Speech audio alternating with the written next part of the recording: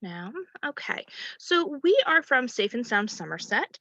We're here today talking about relating about dating. We do a lot of work in the schools, and so we thought it'd be really interesting to provide an inside look at really how teens are talking about a lot of these topics. We're going to be using a lot of the exact language that teens provide to us, and hopefully give you some language and tools and frameworks that can make it a little bit easier to have some conversations about healthy and then unhealthy or even abusive relationships. If you go on to the next slide, my name is Joelle Piercy. I'm the Community Outreach Coordinator. I'm here with Jessica Scoltetti, the Outreach Associate, and together we make up the SPEAK program, which is Safe and Sound Somerset's community education and outreach team. A little bit about who we are. There's be more about our services later, but Safe and Sound Somerset is Somerset County's designated domestic violence response organization. And what's interesting about domestic violence is a lot of the same dynamics start to begin showing up in earlier relationships. Teen dating violence has the same dynamics, similar long term impacts, emotional, physical impacts of domestic violence on young people. And so that's why we're talking about it today. It really has widespread impacts, which we'll talk about more in a minute. All right. We have the one service you need to know about is our 24/7 call or text hotline. If you have any questions today, if things come up for you, this is how you get connected to our organization. We have advocates 24/7 that answer questions, provide information, safety planning, supportive listening, and then they also can get you set up with some of our additional services, including counseling and legal advocacy. All of our programs are free for the community. So why do we talk about this? And it's really interesting because the very first time we presented to teens, we allow them to ask questions anonymously. And the very first question that came through when we started this system is, why don't adults take our relationship seriously? There's this attitude among teens that if it doesn't fit the adult's definition of what a serious relationship is, they're not going to take it seriously. And so that's why we feel it's really important for you to hear about some of these issues in the teens' words. So, why is it important to talk about this? The reality is that 1 in 3 teens will experience some form of dating abuse before high school graduation. I'm talking about some of the extremes because we'll be talking about the healthy framework then, and then you can see how it can transition to those more extreme relationships. So, when you think about the number, the chances of your child knowing someone going through this, their friend, unfortunately themselves, someone doing these behaviors is pretty significant 1 in 3 teens. And so giving them the language to address it when they see it, even if they themselves are not dating yet. Survivors of dating abuse are more likely to experience lower grades, higher drug and alcohol abuse rates, increased suicide ideation, and more violent adult relationships as someone using the violence or as someone being a target of violence. Experiencing dating violence as a teen does increase the chances that they will either use violence or be a target of violence in adult relationships. And it starts young.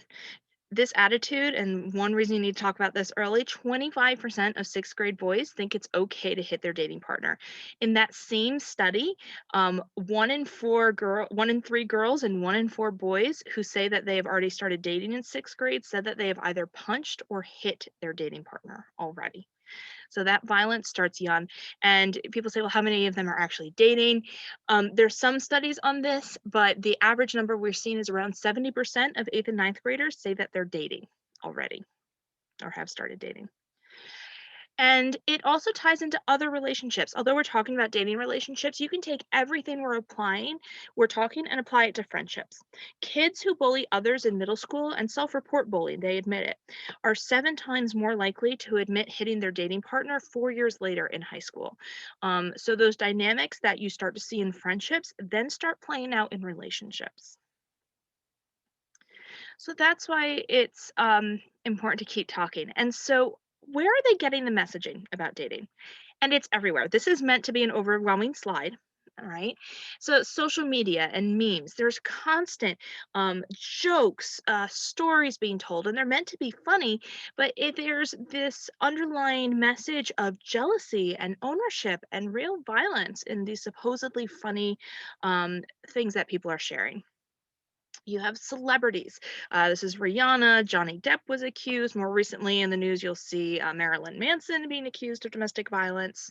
Movies and books. I like to use this example because a lot of parents our age, may have been familiar with this.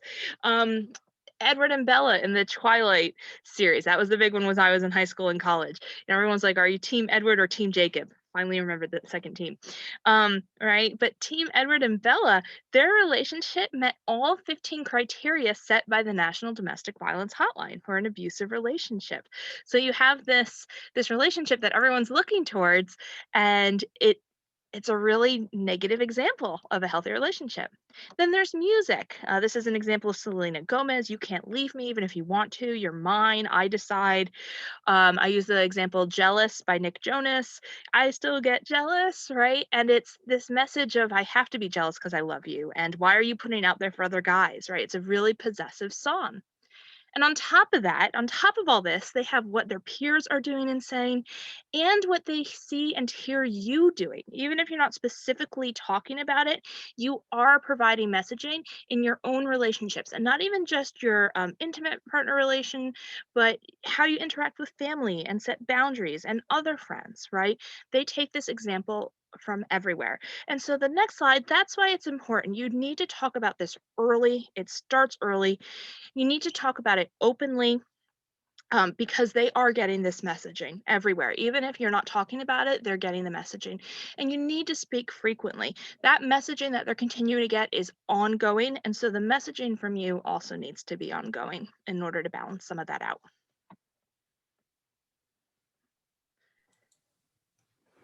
All right. So I'm going to jump in here. My name is Jessica Scoltetti. We also have to talk about, how do adults talk to their kids and teens about these issues? Because again, if the earlier you start, the better. And of course, you can make it age appropriate, but it's also important to know exactly what the law says. We're not lawyers, of course, but this is what the law says in terms of consent. So as you probably already know, the New Jersey age of legal consent for sexual activity is 16.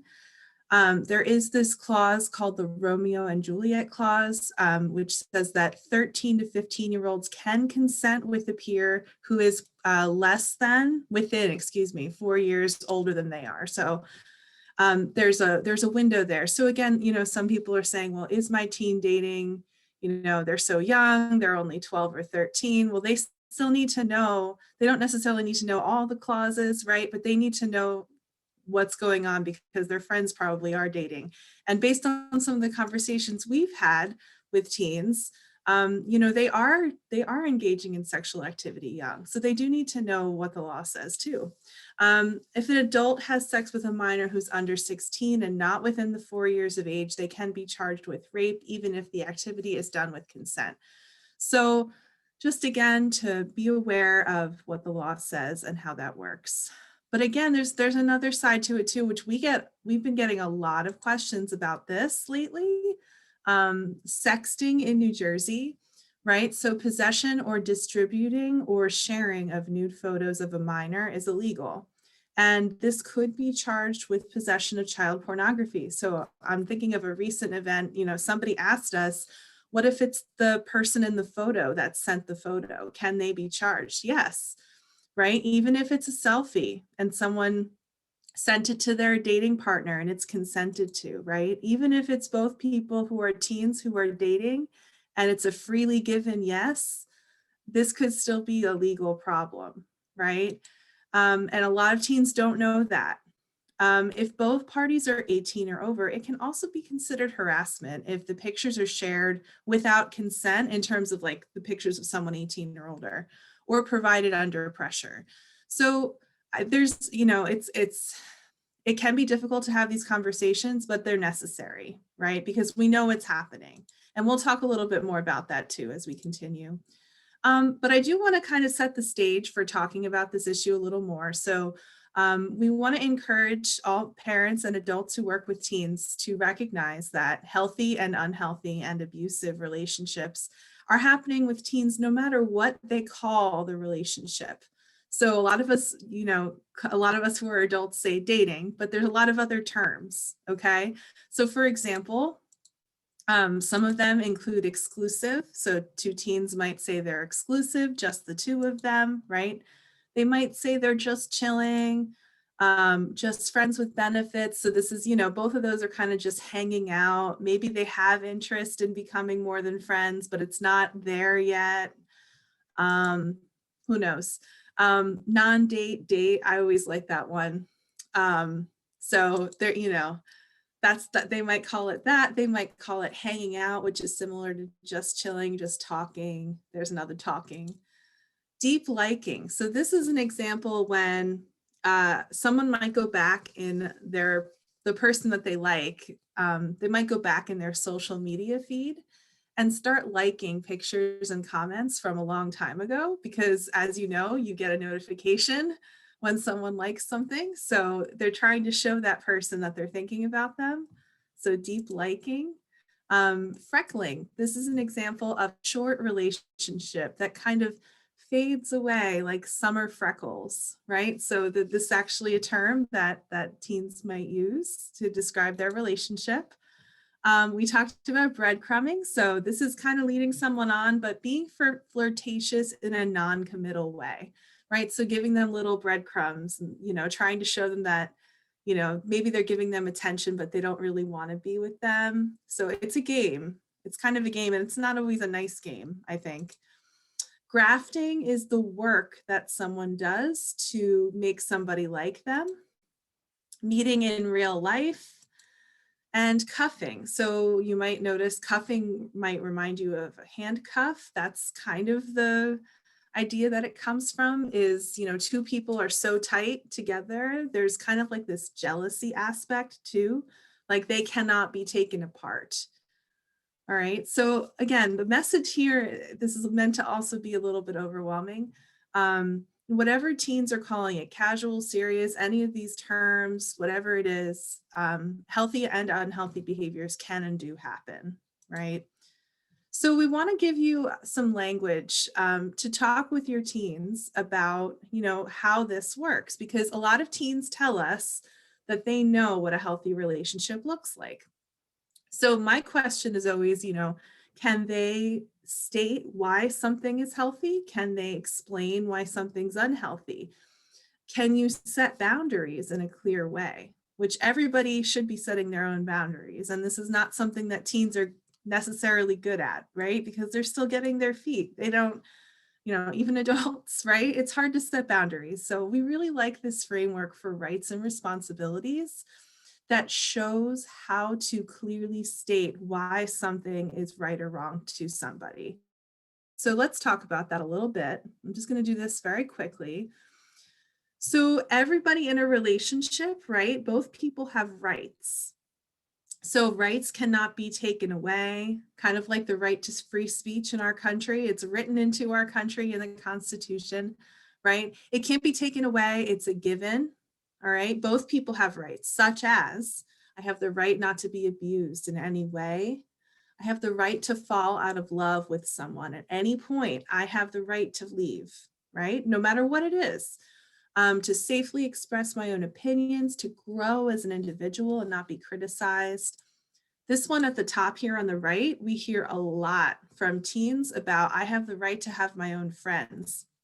They shouldn't be spending time with just their dating partner. They should be spending time outside the relationship, and that makes the relationship healthy. The right to be respected and loved and live a peaceful life. I have the right to say no to anything. Doesn't have to be sexual. I have the right to change my mind, always, to anything, right? Now, both people also have responsibilities. So a responsibility is a job, right? It's a job that you have towards your partner. So both people have the responsibility to not abuse their partner in any way. They cannot blame anyone but themselves if they are abusive. Alcohol cannot be used as an excuse for abuse. So if somebody's saying, I was just drunk, right? It was the alcohol, I'm so sorry.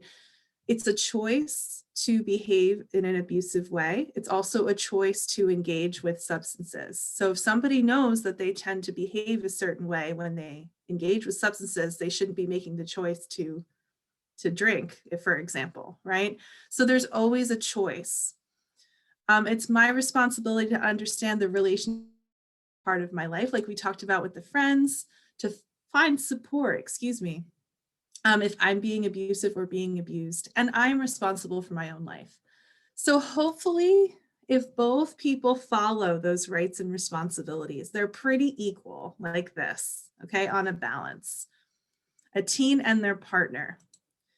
Um, so I'm going to actually pass it over to Joelle to introduce the activity. Great.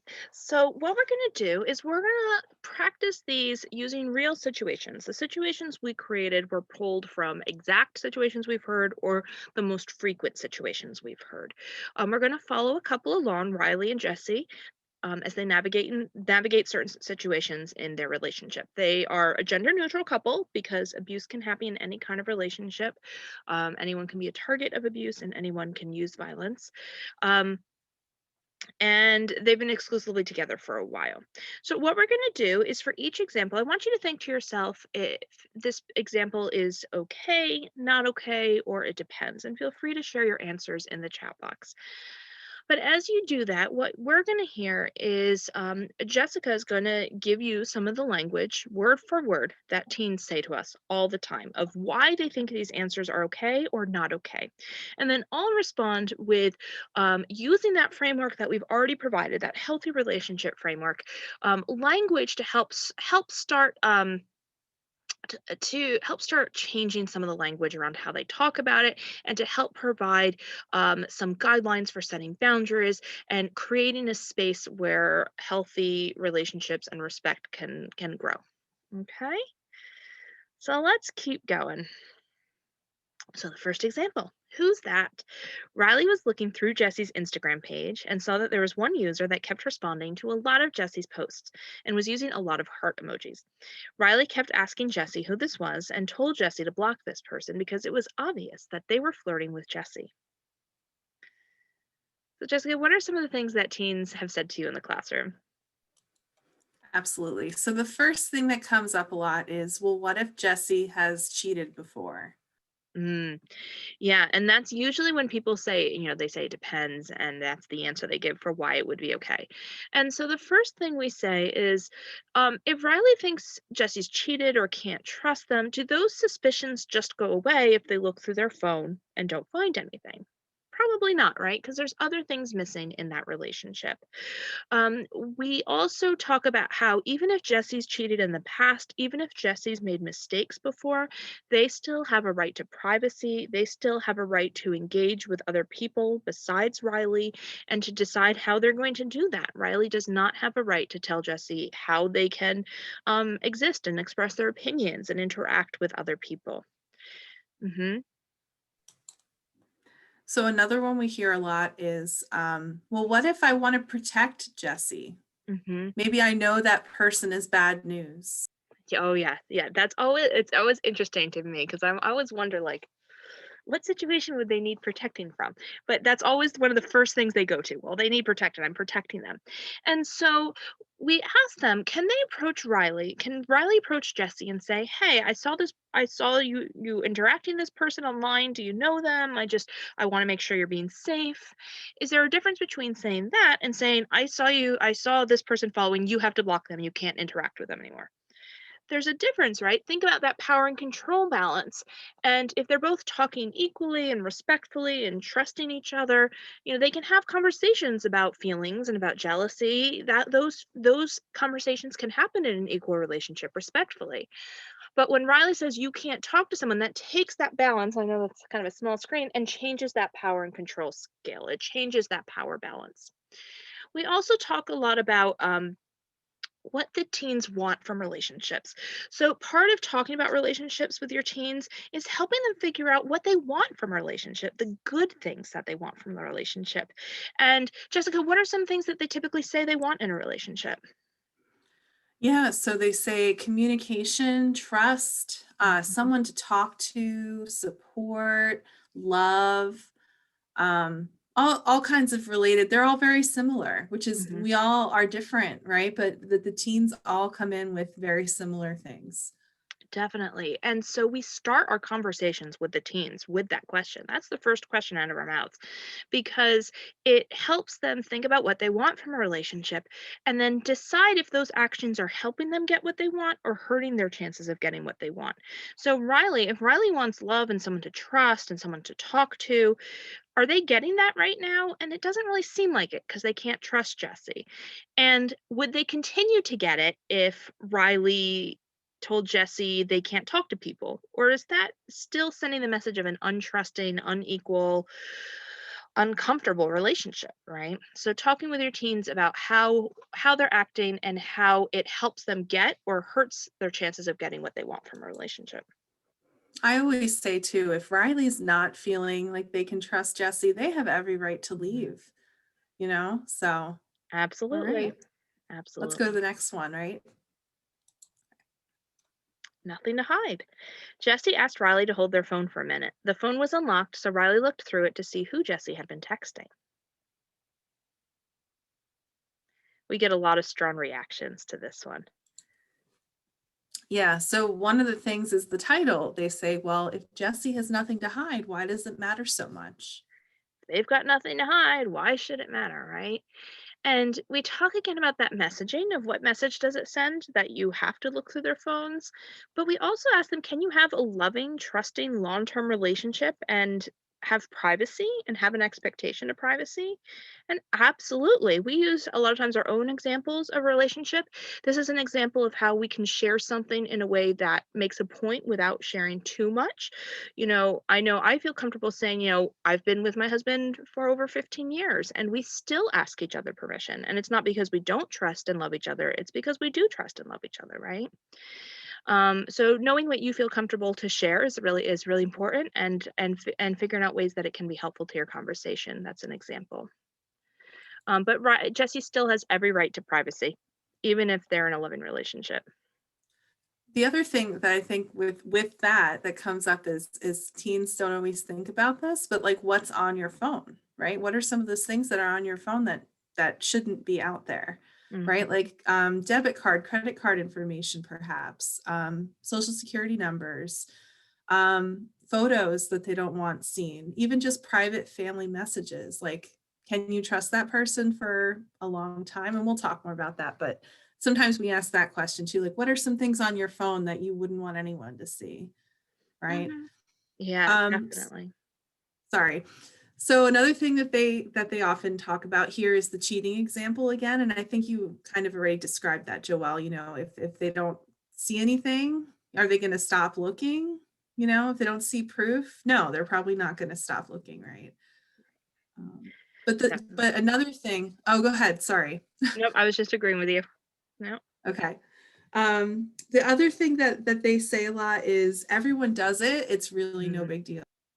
Everyone does it. It's really no big deal. And that's another thing you'll hear a lot for all of the examples, really. So we talk about permission. It's okay to give permission. If Jesse's given pardon me, if Jesse's given permission, they've talked about this before, that's fine. If Riley's not sure though, they need to ask. They need to ask, and they also need to not pressure to ask. They need to not say, well, if you loved me, you would let me look. If you had nothing to hide, you would let me look. They shouldn't pressure Jesse. So Jesse, if they feel comfortable to freely say yes and give permission, that's a totally different scenario, right? But if Jesse feels pressured to make them look, it's being held over their head, then that becomes a really unhealthy behavior in this relationship. All right, let's keep going to the next one, textual harassment. Jesse's phone died, and their mom wouldn't let them go charge it until after dinner. When Jesse turned it back on, there were 5 voicemails and 15 text messages from Riley asking where Jesse was and who they were with. So a lot of teens jump in and say, "Well, what if I haven't heard from them in a while?" Mhm. I've heard a lot of people say recently. I don't know if you want to touch on this, Joelle, but I have anxiety and I worry about my partner not getting back to me. Mhm. I genuinely just want to make sure they're okay. Definitely. And so there are people, there's instances where you can be concerned, but you're also starting to look at the language here. Who are they with? That constant who are they with? And if Riley has anxiety, it's their responsibility to make sure that their anxiety isn't taking away Jesse's power and control in in that relationship. Is it getting to be to the point where Jesse always has to check in or feels like they can't spend time with people? That's taking away their power and control in that relationship, right? And it's Riley's responsibility to address their anxiety so that it's not just on Jesse, right? Riley, it's sometimes they say, well, what if Riley had an emergency, right? And really needs to talk to somebody. It's funny because I've got little kids at home. And so we always talk about 5 trusted adults, right? Because if one adult doesn't respond the way you need to or isn't around, go to another adult and then go to the other adult. You have the 5 trusted adults. As you get older, you still should have multiple people to turn to for things, because otherwise, if Jesse's the only person Riley feels comfortable talking, how much pressure on Jesse is there? That's a lot of pressure. So encouraging Riley to explore other people to talk to, um, and also allowing them the space. It also is this message of, what message does it send if you can't go 2 hours without hearing from your partner without getting hysterical, right? 5 voicemails and 15 text messages is a lot. To always expect immediate returns from things, that's really stressful. That constant text messaging and expecting a response back, and accusations of, who are you, where are you with, or where are you, who are you with, right? Those constant accusations, that creates a real environment of control, anxiety, frustration, feeling like you can't get away. It's one of the most common examples of um, the of non-physical abuse we hear a lot, is this constant monitoring, tracking people, making feel like they can't get away. Um, and talking about how, if you can't go 2 hours without hearing from your partner, without immediately jumping to, who are you with, then you need to look at that. Can you trust them? Is that a beneficial relationship? Are you getting the things you want from that relationship? Just as a side note, we had a teacher on the other day, and they were talking about how this happens in school, like during regular work and school hours. Like, people are expecting their partners to be on all the time, and it's an issue. They need to set those boundaries and say, I'm not available during school Mhm. hours, or whatever it is, because I need to focus on school. Um, Another thing that they bring up, and this is the last one for this one, I think, is what if it's an emergency? Mhm. What if it's an emergency? And it's again goes back to that idea of, what's the message? If this happens one time, the message is really, this is an actual emergency. But if there's an emergency every day, if there's an emergency once a week, that it's constantly, where are you, I need you, that's when, even if they don't intend to send a message of, you always have to be here for me, that's the message it's sending. Even if they don't intend that to be the message, that's what's being received, right? And it's figuring out ways to let them know there's an emergency without that accusation of, where are you, who are you with. As you move to the next slide and we start reading that, I do want to say, we get a lot of times from teens the excuse, well, my mom does this. She's always calling me. And so we want to stand up for you parents a little bit, right? And give you the language to talk about that if they say that to you. Remember, we are talking here about dating relationships between peers, right? That's that equal power and control. When you have a parent-child relationship, while you both have the right to be safe, it does start out otherwise at a different power balance, right? So that's really, it's just 2 different relationships, and hopefully that gives you some language to talk about that when you're if they accuse you of that while you're talking about dating. All right, but everyone does it. Riley kept on asking Jesse to send some naked pictures to look at while they were apart. Jeffy kept on saying no. They had an officer come into school and say that people could get it in a lot of trouble. Riley said, well, if that's the case, then everyone I know is in trouble. Seriously, it's no big deal. Everyone does it. Although they still didn't feel comfortable, Jesse agreed to send Riley some pictures. So one of the common things that we've heard, and this is a real example from a group that we worked with, is the quote in this example. Well, if that's the case, then everyone I know is in trouble. It's no big deal. hmm So, first of all, we say, just because people haven't gotten in trouble doesn't mean they won't in the future, right? They can always kind of, that potential is always there, even if they don't know anyone. They never know when it's going to be them. But the other thing is, if they're saying everyone does it, Maybe. First of all, have they really talked to everyone? So do they actually know?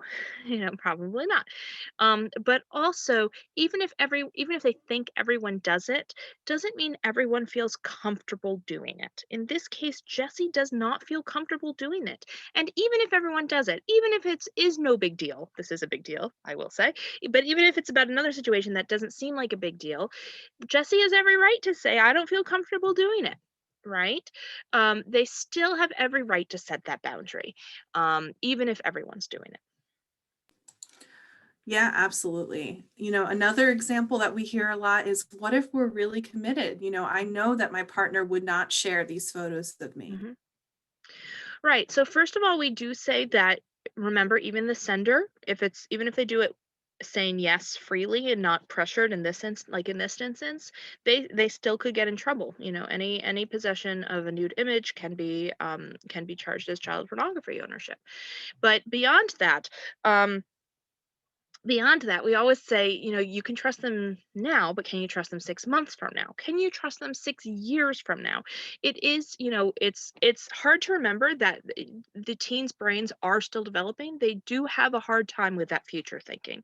So it's important to keep reminding them, will you trust them 6 months from now? Will you trust them 6 years from now? That way you're not saying to them, well, your relationship's going to be over by then, even if you think it is.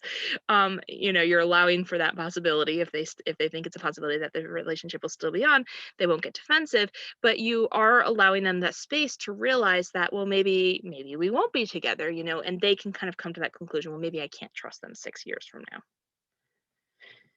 Right. And the other thing to point out in that example is just that pressured yes. It's not a comfortable yes. Yeses should be freely given. Even if Jesse said yes at the end, after constantly saying no and being told it's no big deal, that is a pressured yes, and still be considered a type of harassment. Mhm. Everything's under control. Riley and Jesse are in another argument. Riley gets very angry and starts throwing and breaking things and punches the wall. Jesse's scared, but Riley said that if Jesse had just been a better partner and considered Riley's needs more, there wouldn't be a need to be so angry. Riley hit the wall, not Jesse, so everything's okay. Right. So one of the major questions that we get as a defense of this one is, well, isn't this anger management? hmm Yeah, that's a big one we get. They say, well, we're told to go punch a pillow. How is this different than punching a pillow? And so we say, usually when you do some sort of anger management, like punching a pillow, you have to do it consciously. You have to say to yourself, I'm angry. That's already kind of taking it back and kind of identifying how you're feeling, and say, I can't be here. I've got to do something. And that's okay. Anger happens, right? And it's okay to say, I've got to remove myself from the situation. But that's exhibiting control, right? This is not exhibiting control because there's an immediate forceful action right in front of Jesse. And along those lines, they'll say, well, if Riley really is trying to control their anger, they'll say that Riley is really controlling the anger. And if someone's initial response to getting angry at their partner is to want to hurt their partner, even if they don't hurt their partner, that is not under control anger. We talk a lot about why Jesse might be scared, and what are some of the answers they give for that? Yeah, a lot of the students are pretty shaken by this. They'll say, well, the message is that what happens next is Jesse could be hurt. Even Mhm. if Jesse wasn't hurt right now, Jesse could be hurt later. Definitely. And so then it's interesting because sometimes there is a back and forth with students who really think this is an example of anger control and think this is okay as long as Riley doesn't mean to hurt Jesse. And so then we say, well, does that message of this could be you, does that change even if Riley didn't mean it? Probably not, right? Because Jesse doesn't know that in the minute. Even if Riley really is controlling their anger, even if they apologize, is Jesse still going to remember this? Probably. Yeah. Are they still gonna remember this the next time they make plans with friends? Probably. Remember, are they gonna think about this the next time Riley gets upset about anything? Probably. Remember, Riley's blaming Jesse for their actions. Riley's breaking their responsibilities of taking ownership over their actions. They're blaming it on Jesse. And so that puts a lot of pressure on Jesse. It takes away their power and control in that relationship, even if Riley didn't intend it. That's the example of Mhm. impact is greater than intent. If even if Riley didn't mean it, even if Riley didn't intend to make Jesse scared, that's the impact, and that affects the whole relationship. We also bring up the idea that, we see this a lot. I see this a lot in the media, on TV and movies, and it's not usually a big deal. That someone expresses their anger by throwing things or punching the wall. But we can start to look at things critically when we realize that this is intimidation, and a lot of times things do get worse from here. And this is a huge warning sign that further violence it might be coming, right? So, but this has such major impacts emotionally for Mhm. Jesse in the long run. I'll also say that one student will say, recently said in a classroom to us, well, what if Jesse really did something wrong? So I'll throw it back to Joelle for that. What if Jesse really did something wrong? And we want to stress those rights and responsibilities are in place even if someone makes a mistake. Jesse still has a right to be safe. Riley still has responsibility over their actions. Anger and mistakes, they happen in relationships, in loving, trusting relationships, right? But you can deal with them in a way that still promotes safety and respect and moves that relationship forward. If this is how Riley's acting, is this helping either of them get those good things from a relationship? Probably not, and it's probably not going to change it in the future. As you move forward to the next one, I do also want to touch point about the media. That's a great point. So many of these. One example we use a lot is the guy who's always pressuring the girl to go out with him. Oh, just come on, just you'll like it, and then they get together and it's all loving, even after she has said no many times, right? That's a good example. And, in a lot of instances, if they keep saying no in real life, that feels uncomfortable. That's not a good start to a relationship, right? But, and exactly as Jessica said, that example of the hitting or the throwing something at somebody, what's the goal of media? The goal of media is not to show the truth in a lot of these instances. A lot of those movies, the vampire books, it's not to show truth. It's to get attention. It's to bring attention. And so it's always important to talk to the teens about that, is what is the goal of the media, and is it really to show you a healthy relationship? Probably not, right? Okay, so the last one, it may seem extreme, and I apologize for that. If this does bring up something, we will have a hotline number at the end. um, but we want to talk about it because we have heard this threat being made at people at every single school we've been to, high school and middle school. You're my everything. Jesse's finally had enough and works up the courage to break up with Riley. When Jesse tries to break up, Riley breaks down. Riley's sorry but just loves Jesse so much and couldn't live if they were apart. Riley threatens suicide if Jesse goes through with the breakup. So with this example, we get a lot of silence. A lot of the students are pretty quiet, but we also get a lot of people coming forward to talk. They want to talk about what's happened in their lives. Um, People have asked us for advice. How do I deal with this? This is happening to my friend. This happened to my friend. Just the topic of suicide in general really opens up the gates. Unfortunately, it's just so common. So I'll throw it back to you, Joelle, if you want to comment on that. Yeah, and it's hard because even the friends outside of the relationship, they see this a lot. And a lot of times they don't realize it as being abusive because it's not physically harming Jesse. It's not physically harming the target, but it's used as a threat to take away Jesse's power and control, to take away Jesse's right to leave that relationship if they want to, right? We do say that if someone makes a threat of suicide, you have to take it seriously. Talk with your teens about what to do if someone makes that threat. Identify who you can tell. Identify situations that it would be appropriate for them to call 911. If there's immediate danger, call 911. If someone's making a threat right now that you're worried they're going to carry out. Um, Even if you think they're joking, even if you think they don't mean it, it's important to get somebody help. However, that being said, once they do that, they should not feel trapped in a relationship they don't want to be in. That is not a consensual relationship. That is not an equal, loving, healthy relationship. Um, even if Riley says it's because of love. That's not a loving relationship. Jesse has every right to leave that relationship. Riley has every responsibility over their own actions and their responsibility to get help and understand that the relationship is just one part of their lives. This puts all of that pressure on Jesse. Um, and you can apply threats like that language to lots of different types of threats. If you leave me, I'll hurt you, I'll hurt myself, I'll hurt somebody else, right? They are all wrong and they all take away that power and control from somebody in that relationship. And again, talking with teens ahead of time so that they know what action steps to take if someone talks about suicide.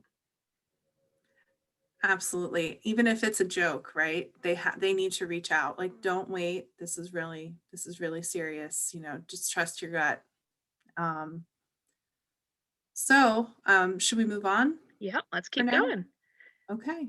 So we're going to wrap up. We're going to start wrapping up what, you know, the whole topic as a whole, now that we've seen some examples. So putting it all together, you know, what is dating abuse, right? So this is a definition. Abuse is a pattern of behaviors that are used to try and gain that power and control that we've been talking about, right? Over another person in a dating relationship. So this is a pattern, right? It's anytime it's more than once is a pattern, right? Twice is a pattern.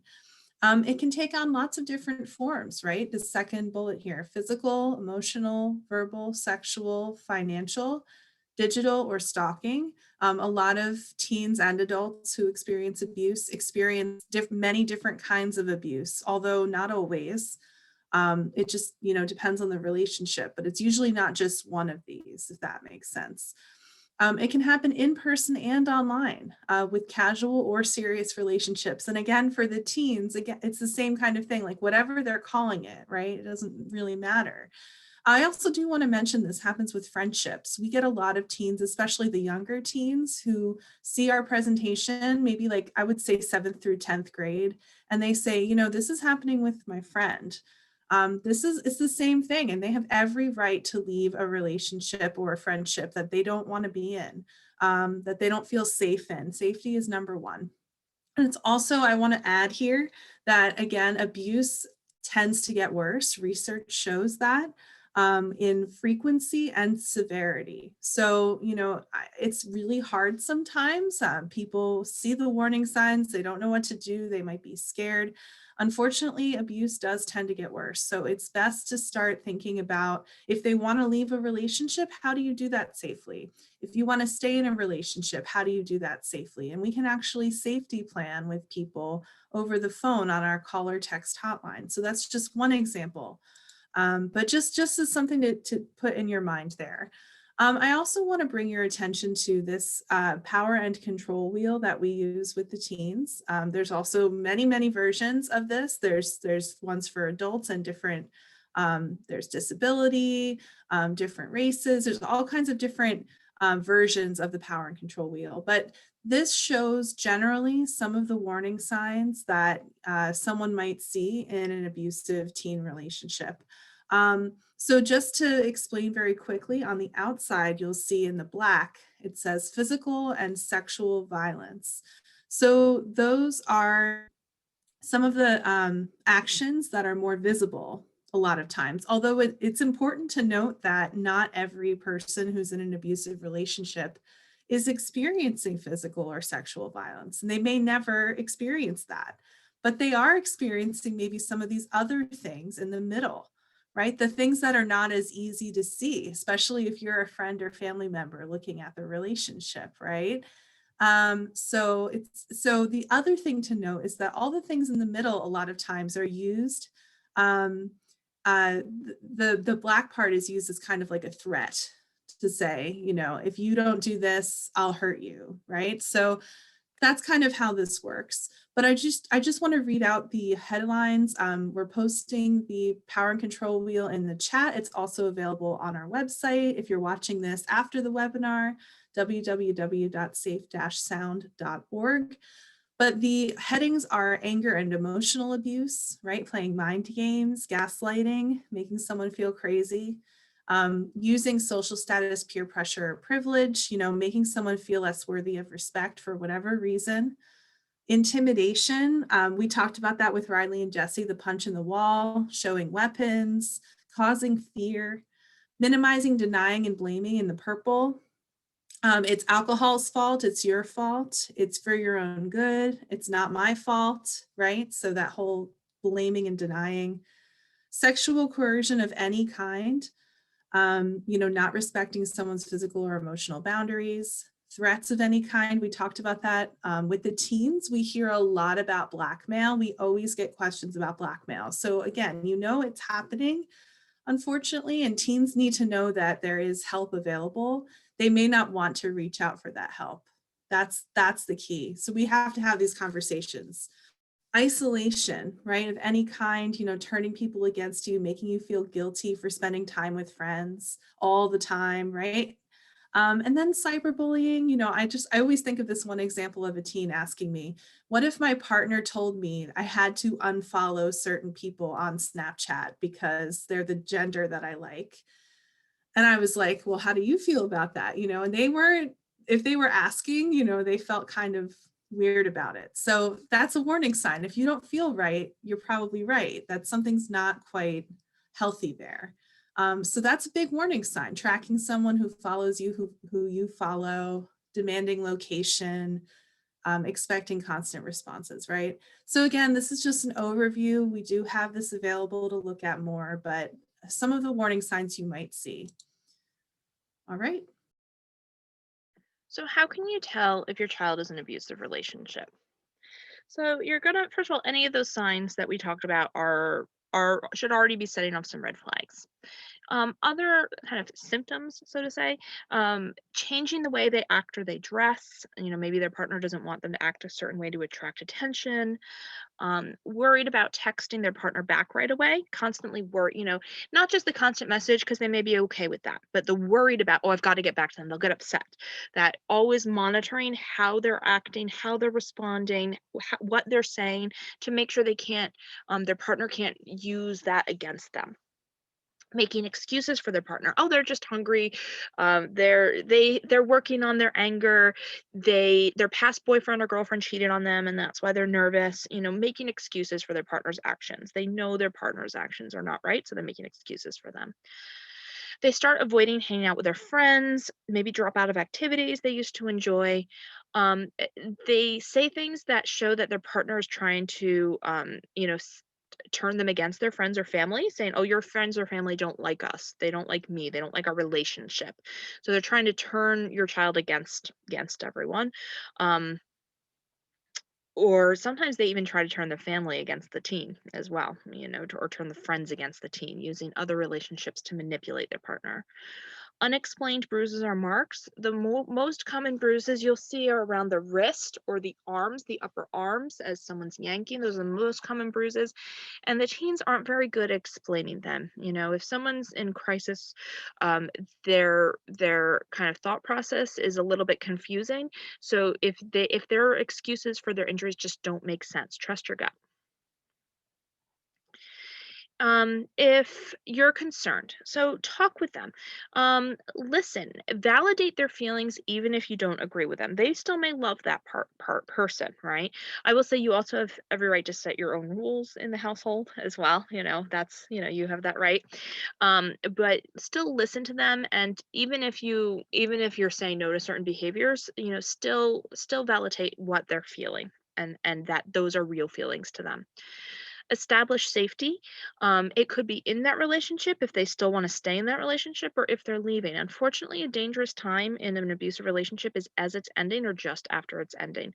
So, a safety plan is a customizable plan that identifies safety concerns in a relationship and helps brainstorm ways to stay safe, at both home and at school, online, whether they're going to stay in that relationship or they want to leave. And sometimes even families need to safety plan as well. So know that your work, Welcome to Call Safe and Sound Somerset, and our staff members will help safety plan with you. Focus on their partner's behaviors. Avoid putting down their partner. They may love that person still. We always ask teens, if someone hit you on the first date, would you keep dating them? And they usually say, no, of course not, right? And that's because it usually starts out pretty well. Not always, but usually starts out with I love yous, gifts, kind of a whirlwind of a romance. And then things gradually start changing. And so they may keep thinking, well, if I just change them, if I just do things differently, um, they may think it will get better. So avoid putting down their partner, because then they'll get defensive and not listen to you. So focus on the behaviors, focus on identifying what your child wants from that relationship and whether or not they're actually getting those things. Use the conversation to explore their options, avoid telling them what to do. You can really kind of guide them to the quote unquote correct answers without telling them to go there, by kind of giving them the options. We call it an empowerment based model, empowering them to make those right decisions, talking to them about the rights and responsibilities, talking to them about they have every right to set framework, kind of guiding them to see the options, giving them the information they need to make those decisions, and guiding them. Of course, also, setting your own rules in the process. We understand every household has different rules. Keep on talking. You never know when something might click. It may take a while for someone to realize that they need to end that relationship. Um, but you never know what's going to click.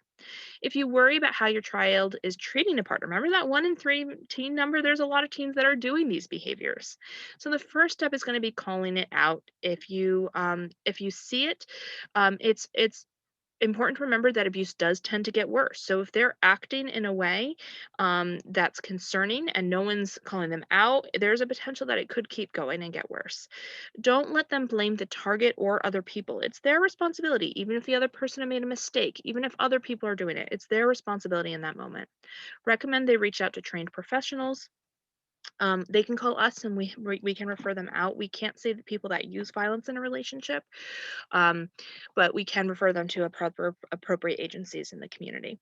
Remind them that they can get in trouble and that respect benefits them. Again, talking about the good things they want and how those actions are helping them or hurting them from getting those good things, and set the example. Even if you have a great relationship, be a bit more purposeful and verbally show how you're setting boundaries. If you already have boundaries in your relationship, start modeling some of those rights and responsibilities language for them, and they're watching. Even if you're not directly talking about it, they are watching those. um, and show respect in your own relationships. Stressing, have the conversations frequently, do their own research. Just like an event like this, you'll feel more confident. Ahead of time, assess your own values, again, the family household rules. Identify, ahead of time what you're willing to share, like kind of as I was giving you the example beforehand. We know what we feel comfortable sharing, and we also know that we're sharing it because it makes a point. It helps make the point, as opposed to it helps us feel good. So make sure that you know what you're willing to share and why you're going to share it, and what experiences you want to keep to yourself. um some conversation starters or some discussion points. Love should feel good. We talked about impact is greater than intent. Everyone deserves to be treated equally in their relationships, even if they've made mistakes. Just because everyone does it doesn't mean everyone should be doing it, or everyone does it or feels comfortable doing it. And some good ways to get that conversation started. Again, first of all, use the media. If you hear a song, it's like, what are they really saying in that song? What's a healthy way to fight? Can you think of a time you would have fought differently? Again, you can start some of those questions with friendships. How have you handled a fight in a friendship? Who's someone that has an unhealthy relationship, and why? Who would you like your relationship to be like? Why? What do you want to get out of your relationships? What can you do if someone threatens you or pressures you? Making sure that you identify ahead of time. Help them practice. Help them practice setting their own boundaries before they're in dating relationships. Someone asked us, well, if abuse is so common among teens, should teens just not date? And a teen asked me that, and our answer was, it's less about age, because we can say teens shouldn't date till the cows come home, but that's not going to stop them from dating, right? But it's more, helping them understand, can you set your boundaries? Or do you feel comfortable setting boundaries? Do you comfortable with your rights? Do you feel comfortable with your responsibilities in your relationship? And that's really the healthy start to dating. What are some friendship rules or relationship rules? All right, I'm going to pass it over to Jessica. Thanks. So just to wrap everything up, this is the teen equality wheel, which is the opposite of the power and control wheel that we showed before. When you print them out, they're actually matching up. So the spokes match up so you can see opposites. But these are all the things we want to see, right? With teens in their friendships as well as their relationships. And this is a good way to kind of judge, Is this relationship healthy for me and my friend or my partner, right? But all those wonderful positive things that we look for that create that healthy balance, right, in a relationship. So if you have a chance to look at this, again, it's in the chat box. It's also on our website for further inspection. So just to wrap us all up, I do want to mention our services. Safe and Sound Somerset is Somerset County's domestic violence agency. Again, as Joelle said before, our services are offered at no charge. We have our 24/7 call text hotline, which is where you would get connected to the rest of our services, as well as supportive listening, information, safety planning, a whole lots of different things. Safe shelter, we have an emergency safe house as well as transitional housing within Somerset County at undisclosed locations. We also have an extensive counseling department. They not only treat PTSD and trauma, but also just supportive listening and counseling. We have counseling for kids, children, teens, and adults. Again, also free of charge. We have a DVRT team, which is Domestic Violence Response Team. They work closely with survivors in the aftermath of a domestic violence incident. They also work with the police to make sure that that survivor knows information and knows where to get services and gives them that support that they need. Legal advocacy, we have a large range of legal advocacy services, including helping survivors prepare for restraining orders, counseling, all kinds of things. Although we do not offer legal advice, we also have pro bono lawyers that work with us as well. We have a financial empowerment center that's growing by the day. Actually, 99% of survivors of domestic abuse experience financial abuse. We actually have a Housing First program. The Financial Empowerment Department works to make sure that survivors are able to be financially well, whether they're staying or leaving a relationship. Family advocacy, they connect our survivors with community services to make sure, again, that all of their needs are being met, again, whether they're staying or leaving. Domestic Violence Liaison works with DCP&P or the Department of Child Protection and Permanency and us. So they help when there's the domestic violence situation within a family that has children and there might be an issue with DCP&P, and they work together with our organization to make sure that survivor is receiving the services they need. And Speak Outreach and Prevention or Education, that would be us, as well as another staff member that we have. We work to present community education throughout the county. So these are some of our resources.